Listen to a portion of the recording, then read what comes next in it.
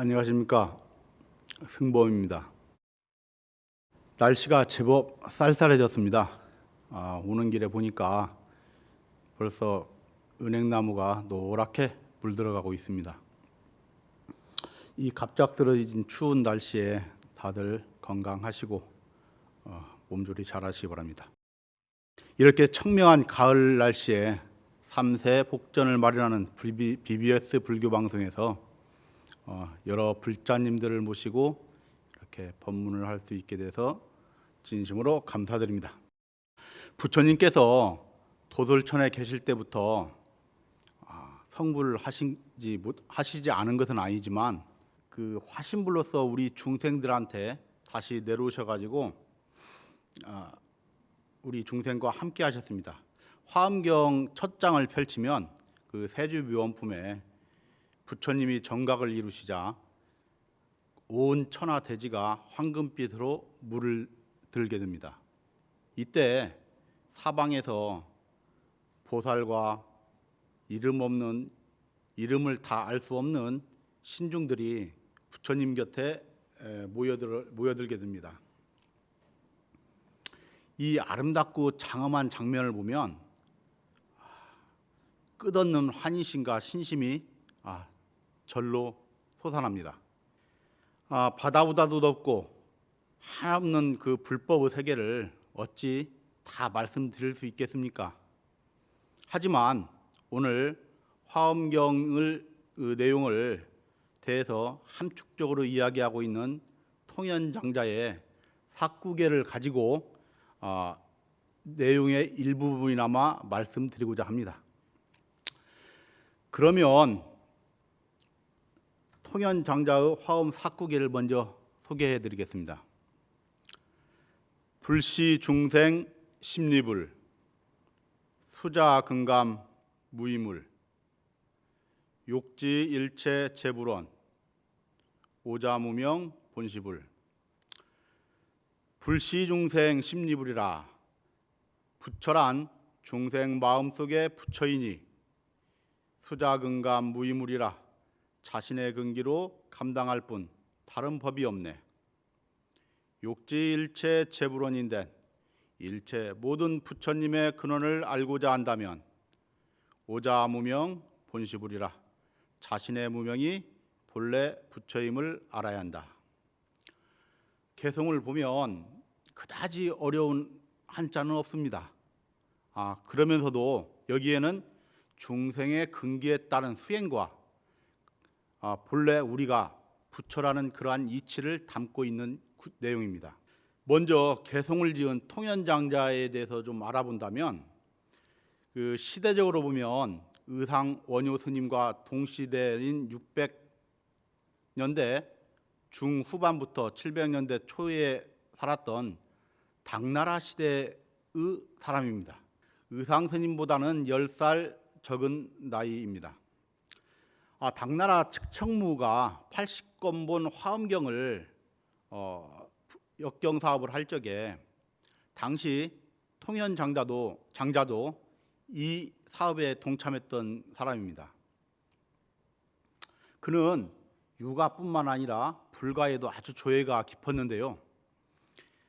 그가 이제 화엄경에 대한 논설을 저술할 적에는 3년 동안 집에서 나오질 않았답니다.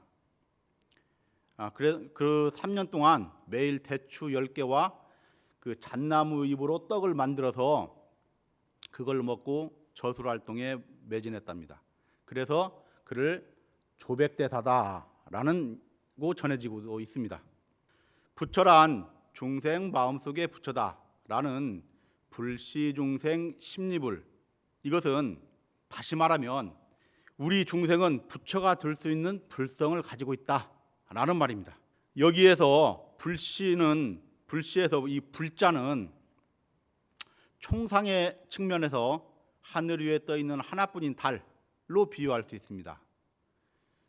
이것은 만법의 근본이 되는 진부를 의미하기도 합니다. 그래서 이것은 일본처가 됩니다. 뒤에 심리불에서의 불자는 별상으로서 1000개의 달에 비친 각각의 달을 의미합니다. 이것은 우리 중생 누구나 가지고 있는 불성, 즉 자성부를 얘기하고 있습니다. 즉 만수처가 되는 겁니다. 그래서 월인 천강지곡이란 그 가사가 있듯이 여기에서 하늘에 떠 있는 그 달이 1000개의 강에 각각 비치듯이 부처님의 불성은 우리 중생의 마음속에 다 각각 있다는 말이 됩니다. 그런데 육조 해능 스님이 이 불성을 자성불이라고도 말씀했습니다. 근데 이 자성불을 또 어떻게 보았느냐? 해능 스님은 법보단경에서 이런 말을 했습니다. 본래 청정하고 생멸이 없기에 본래부터 많은 이치를 구족하고 있다. 뿐만 아니라 아직 현상으로 드러나기 이전 미발처로 동요가 없기에 만법을 발생하는 모든 변화 작용의 근본이 된다 라고 말을 했습니다. 이 해능대사는 우리가 가지고 있는 이 불성이 청정정멸하여서 언제든지 부처가 될 수 있는 변화작용의 근본 종자를 가지고 있다라는 말을 하고 있는 겁니다. 첫 부분부터 여러분에게 모두가 부처가 될 수 있다라고 말을 하니 정말 그럴까? 라고 좀 반신반의할 수도 있습니다. 그래서 통현장자는 다음 두 번째 구절에서 우리들이 누구나 가지고 있는 불성을 어떻게 수행해서 부처가 될 수 있는가라는 수행에 대해서 말을 이어가고 있습니다. 두 번째 구절인 수자 근감 무이물, 이 구절은 자신의 근기에 감당할 만한 수행을 따를 뿐 다른 법이 없다는 말인데요. 여기서 자신이 감당할 만한 근기를 따른다라는 것은 수행의 중요성을 의미하면서 어떤 특별한 성불하는데 깨달음에 이르는데 특별한 방법을 가지고 있지는 않다는 겁니다. 즉 우리가 지방에서 서울을 가는다고 목적지를 정하게 되면 버스를 타고 갈 수도 있고 기차를 타고 갈 수도 있고 비행기를 타고 갈 수도 있고 자가용으로도 갈 수 있는 겁니다. 부처 깨달음에 이르고자 하는 목적을 실행했다면, 목적을 설정했다면 각자의 감당할 만한 근기에 맞춰 수행하면 된다는 것처럼 여기서 우리가 서울을 갈 적에도 자기에 맞는 교통수단을 이용할 겁니다. 그러다 보면 결국은 목적지에 도달할 수 있겠죠. 여기에 더디고 빠름의 차이는 있습니다. 물론 KTX를 타면 더 빠를 것이고 자가용을 타고 가다 보면 길이 막혀서 좀 늦을 수도 있을 겁니다.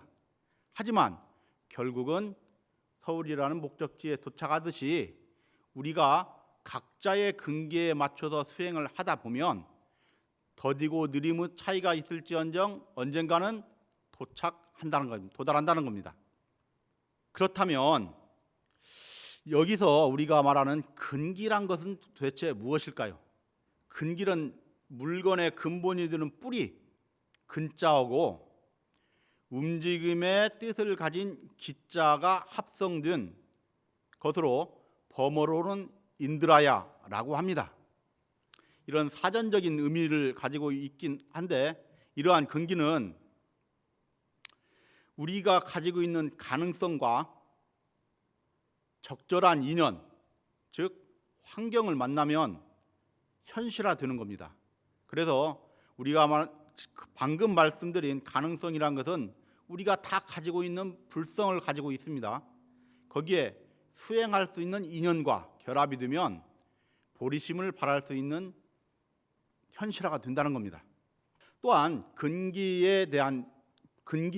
불성에 대한 일화를 하나 더 소개하겠습니다. 여러 불자님께서 잘 알고 계시겠지만 육조 해능대사가 오조 홍인대사와 대화의 내용이 단경에 나오는 부분이 있습니다. 어느 날 해능대사가 불법을 배우고자 홍인대사를 찾아갔습니다. 그러자 홍인대사는 어디에서 왔고 찾아온 이유가 무엇인가에 대해서 묻습니다. 그러자 해능은 자신은 영남 땅에 있는 신주 사람으로 불법을 배우고자 왔습니다 라고 이 얘기를 하게 되죠. 그런데 홍인대사는 이런 말을 합니다. 그대는 먼 유지에서 사는 별 볼 일 없는 사람인데 어떻게 부처가 되는 그런 법을 구할 수 있단 말인가? 라고 면박을 줍니다. 이에 당황하지 않고 해능대사는 호기롭게 당당히 말합니다. 사람에게는 남쪽에 사는 사람도 있고 북쪽에 사는 사람도 있고 서쪽에 사는 사람도 있습니다. 하지만 저와 스님은 같은 사람인데 어찌 불성에 차별이 있겠습니까? 라고 대답을 하죠. 그렇습니다. 이처럼 살아가는 지역은 다 다릅니다. 누구나. 그곳이 인도이든 중국이든 유럽이든 멀리 있는 대륙을 막론하고 누구나 불성을 가지고 있습니다. 수행을 통하여서 누구나 다 성불을 할 수 있는 겁니다. 이처럼 남자든 여자든 나이가 많든 적든 모두 불성을 가지고 있습니다. 누구나 차별 없는 불성을 가지고 있다는 그 해능스님의 말과 수자 근기 무이물이라는 이 통연장자의 구절은 내가 가지고 있는 불성과 나의 근기를 통하여 성불에 이르게 된다는 것입니다.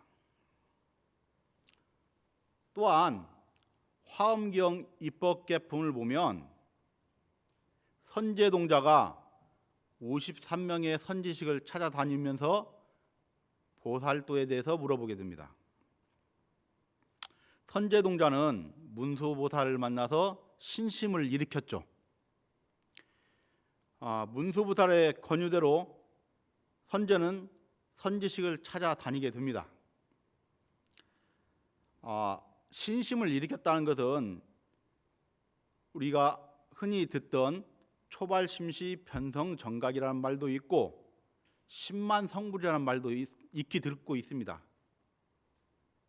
그런데도 선제는 53명의 선지식을 찾아 나섭니다. 여기서 각기 다른 위치의 직업을 가지고 있는 덕운비구라든가 사자빈신 비구니, 변우동자, 바시라뱃사공, 바수밀다 유녀, 우바이 장자 이런 등등의 여러 직업을 가진 직업과 그 환경에 처해 있는 이런 분들을 만나게 되죠. 세상에는 수많은 직업이 있습니다.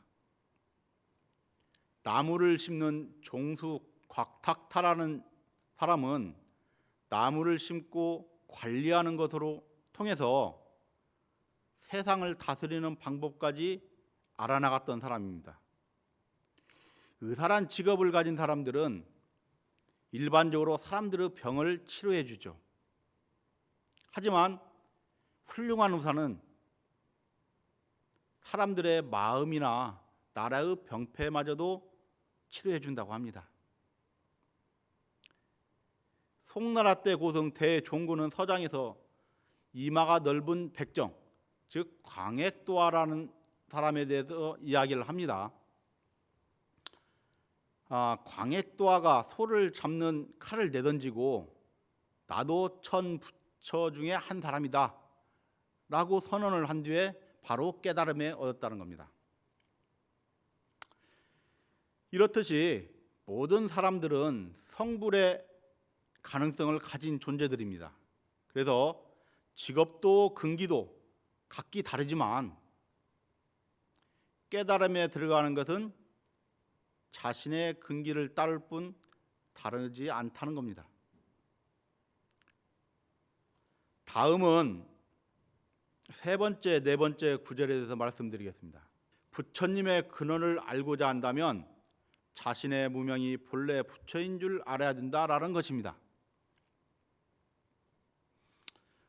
그러면 어떻게 무명이 본래 부처란 말인가? 사실 우리가 무명이 본래 부처다, 내가 본래 부처다, 이 말이 쉬운 것 같지만 사실 잘 와닿지는 않습니다. 무명이라는 것을, 그러면 무명이 무엇인가부터 한번 알아보겠습니다. 우선 무명이라는 것은 사성제인 고진멸두의 근본 이치를 잘 모르고 자신에게 불성이 있다는 것도 모른 채 번뇌망상 속에서 살아가는 것을 말합니다. 이러한 점을 원각경에서는 허공꽃에 비유를 하고 있습니다. 우리가 눈에 병이 생기면 허공 가운데 꽃이 보입니다. 어떤 물체 주변에 또 다른 제2의 그림자가 보이게 되죠. 이러한 것들을 신기루라고도 합니다. 뭔가 어른거리는데 실제로 가보면 아무 실체가 없는 것이죠. 그런데 실체가 있다고 여기는 이러한 현상은 마치 우리가 꿈속에서 일어나는 일들을 실제라고 여기고 거기에 감정을 실어서 화를 내거나 욕설을 하거나 기분이 좋아서 웃는 경우가 있습니다. 꿈속에서. 하지만 우리가 눈병이 났거나 꿈을 깨게 된다면 그러한 일들은 모두 허상에 불과하고 일장춘몽이라는 것을 알게 됩니다. 그러면 꿈을 어떻게 깨는가요? 눈병은 어떻게 났죠? 눈병을 나으려면 병원에 가야겠죠. 꿈을 깨기 위해서는 어떻게 할까요? 이런 어떻게 할까라는 것을 실천하는 것이 수행입니다. 병원에 가서 치료하고 꿈에서 깨기 위해서 노력하는 것, 이것이 바로 수행인 겁니다. 그래서 통연장자는 두 번째 구절에서 이러한 수행에 대해서 이 얘기를 하고 있습니다. 계속해서 원각경에서는 무명에 대해서 이야기를 합니다. 마치 미혹한 사람이 앞뒤를 분간을 못하고 지수, 화, 풍, 이 4대로 나의 몸이라고 여기고 그걸 애착을 가집니다. 또 눈, 귀, 코, 신체의 육근의 감각기관과 외부의 대상이 드는 색깔, 소리, 냄새, 맛, 촉감, 이런 것들을 자기의 마음이라고 여기고 여기에 좋고 싫음의 시비분별을 내게 됩니다. 지금 무명에 대한 이야기를 하고 있는데요.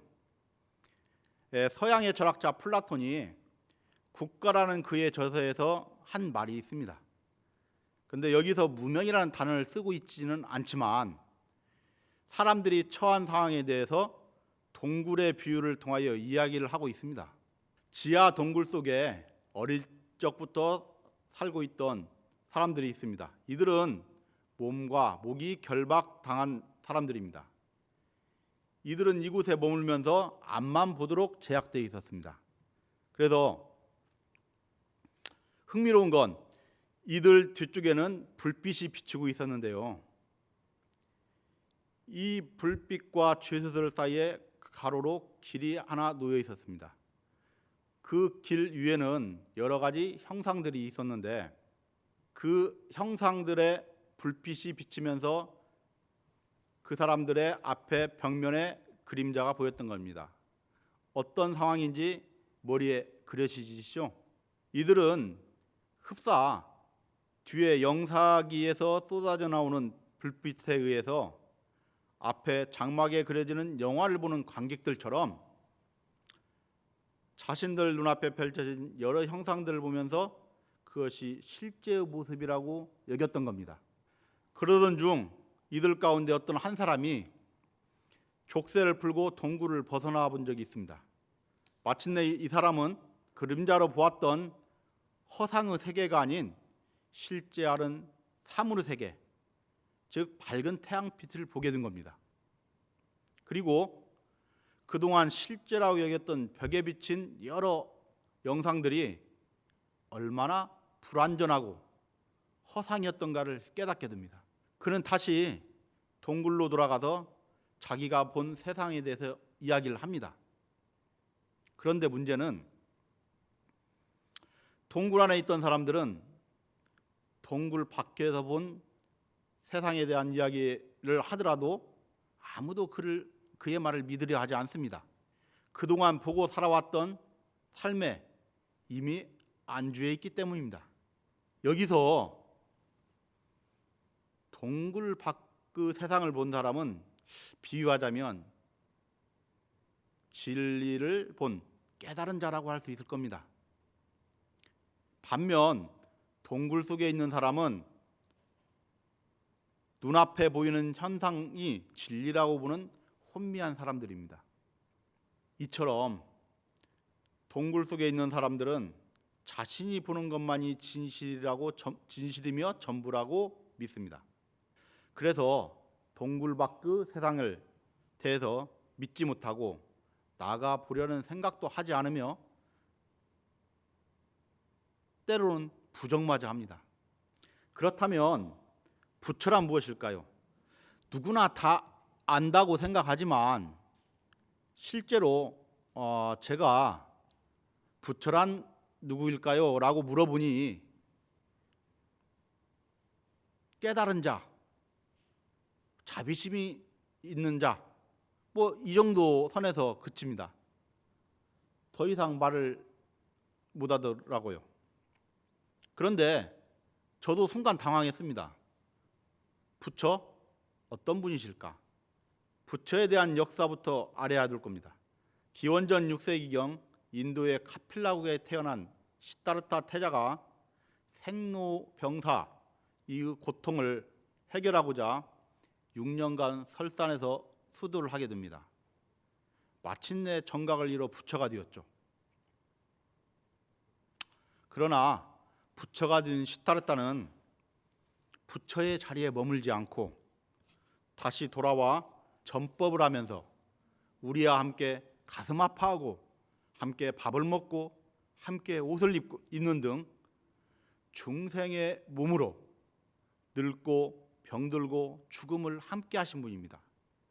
그러면서 많은 사람들을 깨달음에 이르도록 인도하신 분입니다. 이러한 부처의 공덕을 찬양하기 위해서 우리는 10가지로 열의 10호라고 호칭을 붙여서 말을 합니다. 열의 응공, 정변지, 선서, 세간회, 무상사, 조어장부, 천인사, 불, 세존. 이뿐만 아니라 모든 존재 중에서 최고의 지혜를 가진 분이라고 해서 일체지자라고도 하죠. 또 세간에서 가장 존경받을 만한 분이라고 해서 세존이라고도 합니다. 진리의 법문을 설하는 분이라는 의미의 법왕이라는 말도 있죠. 중생의 마음의 병에 따라 알맞은 약을 처방해주는 훌륭한 의사라는 대의왕이라고도 있습니다. 이렇게 지금까지 무명과 부처에 대해서 말씀을 드렸습니다. 다시 통현장자가 말하고 있는 네 번째 마지막 구절에 한번 돌아가 보겠습니다. 무명이 본래 부처임을 깨달아야 한다는 오자무명 본시불, 이 말은 즉 깨달은 부처의 몸과 마음은 같다라는 신심이르라는 말입니다. 몸과 마음이 하나라는 겁니다. 반야신경에 보면 색즉 시공, 공즉 시색이라는 말이 있듯이 이것을 바꿔서 말하면 신즉 시심이고 심즉 시신이라는 말로 바꿔 말할 수 있습니다. 즉 몸이 곧 마음이고 마음이 곧 몸이다 라는 말로 바꿀 수 있다는 거죠. 이것을 다시 말하면 색이 공이고 공이 색이란 말은 A가 B이고 B가 A라는 겁니다. 그래서 깨달은 사람의 몸이 곧 깨달은 사람의 마음이 되고 깨달은 사람의 마음이 곧 깨달은 사람의 몸이라는 말이 됩니다. 여기서 다시 원각경으로 돌아가 보면 지수화풍 이 4대로 몸이라고, 무명의 몸이라고 하고 육근과 육진으로 인식되어진 것을 마음이라고 한다고 했습니다. 그래서 무명의 몸과 무명의 마음이라고 했는데, 깨닫고 보면 이 무명의 몸이 깨달은 자의 몸이고 무명의 마음이 깨달은 자의 마음인 겁니다. 곧 부처님의 몸이고 부처님의 마음이란 겁니다. 그래서 무명이 곧 마음이다, 부처다, 이 말은 우리가 무명을 어떤 부족함, 혼미함, 이것으로만 인식하기 때문에 어렵게 다가오는 겁니다. 여기서 무명이 곧 부처라는 말은 다시 말하면 깨달은 자의 몸이 부처란 겁니다. 우리가 시다라타 태자가 깨닫고 나서도 부처의 몸으로서 부처 행을 했습니다. 그래서 아직은 우리가 무명의 몸과 마음을 가지고 있지만 수행을 통하여, 즉 불성을 키워 나간다면 무명의 몸은 부처님의 몸이 될 것이고 무명의 마음도 부처님의 마음이 될 겁니다. 이러한 이치를 알면 무명이 본래 부처다라는 말을 깨달아야 한다는 마지막 네 번째 개송을 이해할 수가 있습니다. 마치 달마대사가 험악한 모습의 몸을 가지고 있지만 그 내면에는 달마의 성품, 우리는 보통 달마의 도력을 가지고 있다고 하지만 달마의 성품을 가지고 있기에 누구나 그 모습을 보고 달마라고 이야기를 합니다. 또한 부처님이 중생의 몸을 지니고 있지만 부처이듯이 이처럼 우리의 마음에 불성이 있기 때문에 우리의 몸은 이미 부처의 그릇을 가진 몸이 된 겁니다. 다만 아직 불성을 개발하여 자유자재하게 적용하지 못하고 있기 때문에 지수화풍 4대와 육근과 육진의 경계에 끄달리고 있을 뿐입니다. 그러기 위해서 수행이 필요한데, 아까 말했던 개송 두 번째 구절에서 말했듯이 자신의 근기를 따라서 수행해 나가면 된다는 것입니다. 즉 수자 근감 무이물이라고 했습니다. 여기에 예를 하나 더 드리겠습니다. 여기에 어떤 좋은 음식 재료가 있습니다. 근데 이것을 다듬고 요리를 하여서 좋은 그릇에 담으면 훌륭한 음식이 됩니다. 그런데 이걸 내버려 두면 재료는 썩게 되고 심한 냄새가 나며 그릇은 먼지만 뿌옇게 끼일 겁니다. 그렇듯이 여기서 음식 재료는 우리가 누구나 가지고 있는 불성들입니다. 그리고 이걸 요리하는 것은 우리가 수행하는 것입니다. 불성을 잘 수행을 하면 이것을 좋은 그릇, 우리 몸에 담아두면 좋은 음식이 된다는 것입니다. 따라서 통연장자는 좋은 그릇과 좋은 음식 재료가 있다는 것을 깨달으면 바로 좋은 음식이 된다는 것을 말하고 있는 겁니다. 앞에 동굴에 비해서 환하게 비추는 실제 물질 현상을 보고 들어와 얘기해 주는데도 믿지 못하듯이 내가 부처다 라고 이야기하는 사람들이 잘못입니까? 아니면 믿지 못하는 사람이 잘못일까요? 중생의 몸 안에는 분명히 부처의 종자가 있다고 합니다. 불성이 있다고 그러죠. 이것을 믿지 못하고 나와는 동떨어진 딴 세상 이야기라고들 여깁니다. 다시 말하지만 깨달음은 직업이나 지역, 환경 이러한 것이 다르더라도 누구나 수행을 통하여서 얻어질 수 있는 것입니다. 이러한 사례는 부처님도 말씀하셨고 여러 조사 스님들도 많이들 말씀하셨습니다. 다만 우리가 믿지 못하거나 아직은 믿고 따라서 수행을 하고픈 생각이 절실하지 않기 때문인 겁니다. 세상을 살면서 생기는 이런저런 문제들과 부딪히며 살아가고 있을 뿐입니다. 만일 우리가 어떤 계기를 통해서 자신의 근기에 감당할 만한 수행과 인연이 맺어진다면 누구나 저 광액도화처럼 깨달음의 세계로 들어갈 것입니다. 오늘 무명이 곧 부처이다란 말을 공감하신다면 믿고 따라 수행하시면 됩니다. 불교는 신, 해, 행, 증을 통하여 완성됩니다. 우리들은 축복받은 사람들입니다. 부처님 세계와 더 단단한 인연을 맺으셨기 때문입니다. 5대양 6대주에 수십억 인구가 살고 있지만 오늘처럼 BBS 불교 방송을 통해서 부처님의 깨달음에 대한 이야기를 주고받을 수 있는 사람들이 몇이나 되겠습니까?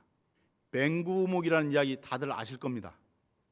눈먼 거북이가 망망대해에 떠다니는 나무덜 판지를 만나서 그 가운데 뚫린 구멍에 머리를 넣고 휴식을 취할 수 있는 기회가 평생 한 번이나 오겠습니까?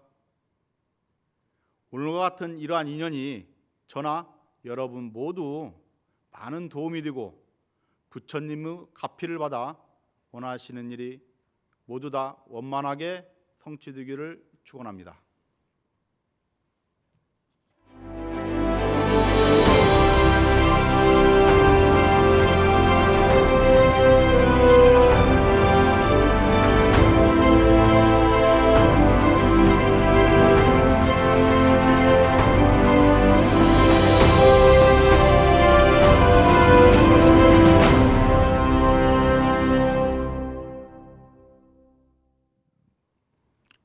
질문이 들어왔네요. 먼저 근기에 맞는 수행을 실천하라고 하는데요. 자기 근기가 어떤지를 어떻게 알 수 있나요? 그냥 자기 마음에 드는 수행법을 골라 실천하면 되는 거 아닌가요? 라고 질문하셨습니다. 이미 질문하신 분의 물음에 답이 있습니다. 자신의 근기는 자신이 가장 잘 알 겁니다. 자기 마음에 든다는 것은 그 수행이 자신의 몸과 마음에 친숙하고 거부감이 없다는 말입니다. 따라서 염불 수행을 하든 독갱 수행을 하든 사경 수행을 하든 참선 수행을 하든 자신이 하고 싶은 것을 하면 됩니다. 남들이 잘한다고 해서 나도 그 수행법이 근기에 맞아 잘하리라는 법은 없습니다. 그저 남들이 수행법을 따라가기보다는 자신의 근기에 맞게 수행을 해야 되는데요. 수행이라는 것이 어떤 행위를 끊임없이 반복하고 지속적으로 해야 하는 것이기에 신체적으로 괴로움과 정신적 번민이 있을 수 있습니다. 그래서 자신의 근기와 맞는 수행법을 찾아야 지속적으로 오래 할 수 있는 겁니다. 우선은 자신이 하고 싶은 수행법을 택해서 시작해 보세요. 그런데 하다 보니 내 근기와는 맞지 않는다고 생각이 되거나 힘들면 또 다른 수행법을 찾아 해보십시오. 그러다 보면 자신의 몸과 마음에 받아들이는 수행법을 찾게 될 겁니다. 만약 그래도 잘 모르겠고 미심쩍다고 여긴다면 선지식을 찾아보세요. 그리고 그들에게 자문을 구해보십시오. 자신의 생각이 모두 옳다 할 수 없고 남의 말이 다 옳다고도 할 수 없습니다. 먼저 수행을 시작한 사람의 조언은 경험을 바탕으로 한 것이기에 들어볼 필요가 있습니다.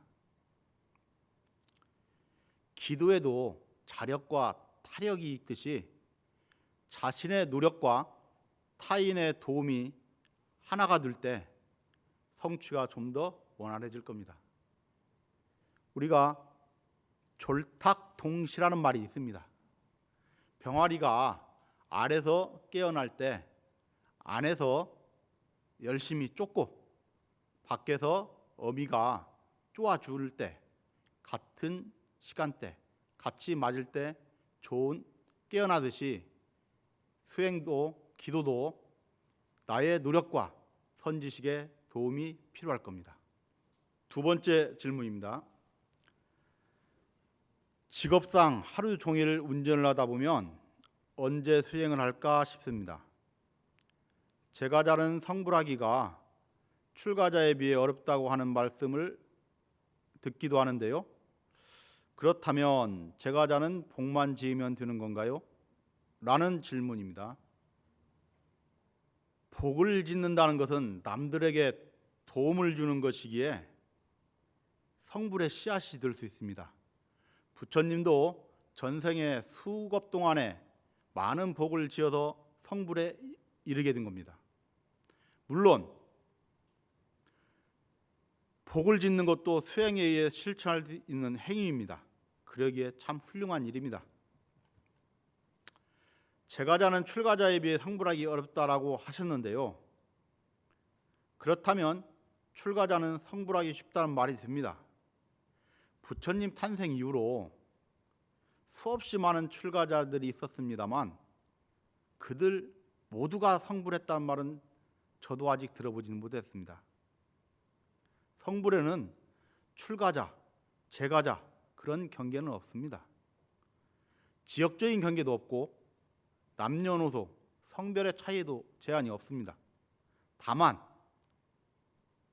자신의 근기에 맞는 수행과 인연이 있느냐 하는 것과 얼마나 절실히 노력을 했느냐 그 차이가 있을 뿐입니다.